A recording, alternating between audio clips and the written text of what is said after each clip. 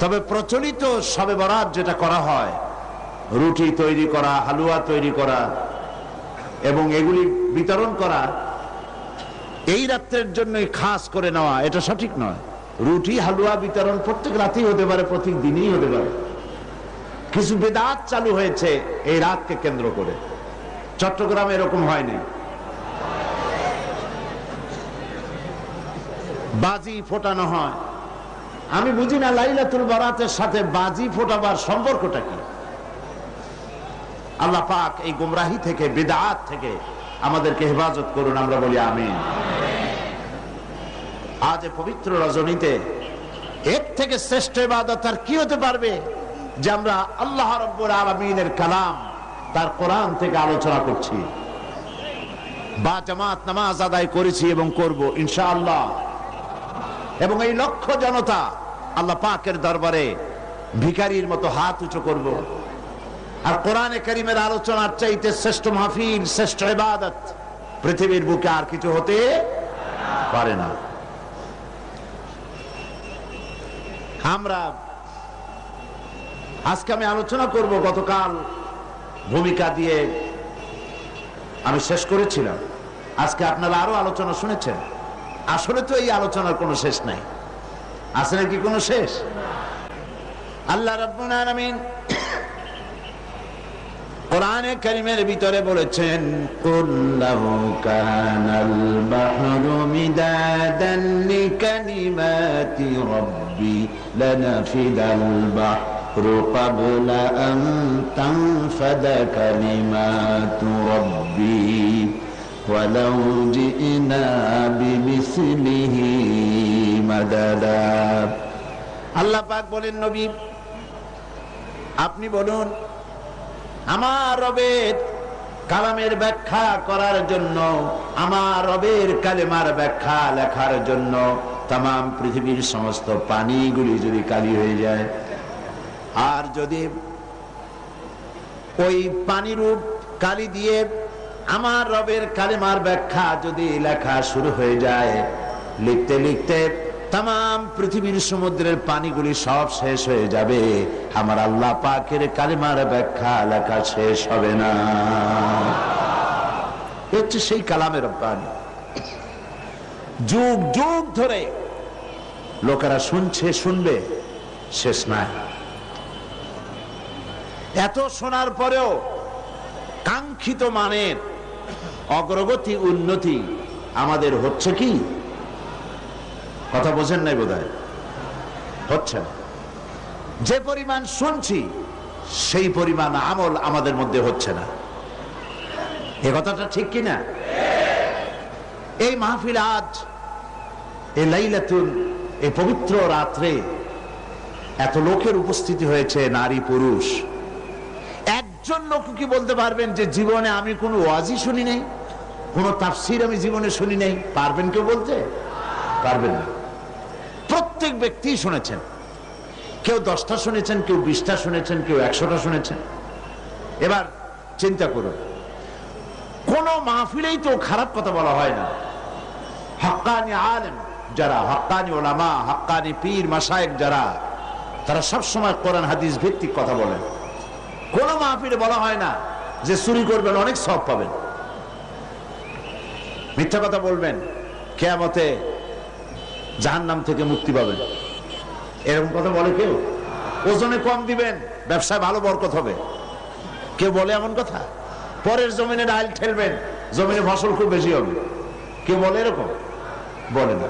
সব জায়গায় বলা হয় মিথ্যা পরিত্যাগ করুন, গীবত করবেন না, অহংকার করবেন না, ওজনে কম দিবেন না, জিনা করবেন না, মদ পান করবেন না, সুদ ঘুষের কাছে যাবেন না, বিবিকে পর্দায় রাখবেন। এইসব কথাই তো মেইনলি বলা হয়, নাকি বলেন? আচ্ছা,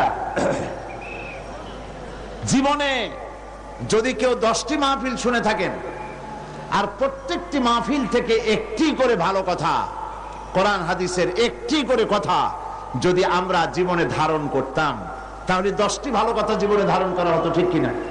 তাহলে আমাদের জীবনটা খারাপ হইতো না আরো সুন্দর হইতো? তাহলে কি বোঝা যাচ্ছে? আমরা যা শুনি পরিপূর্ণভাবে আমল করি না। গলতটা কোথায়? মুসলমানের সংখ্যা তো এখন কম না। এই মুসলমান এক সময় সংখ্যায় খুবই কম ছিল।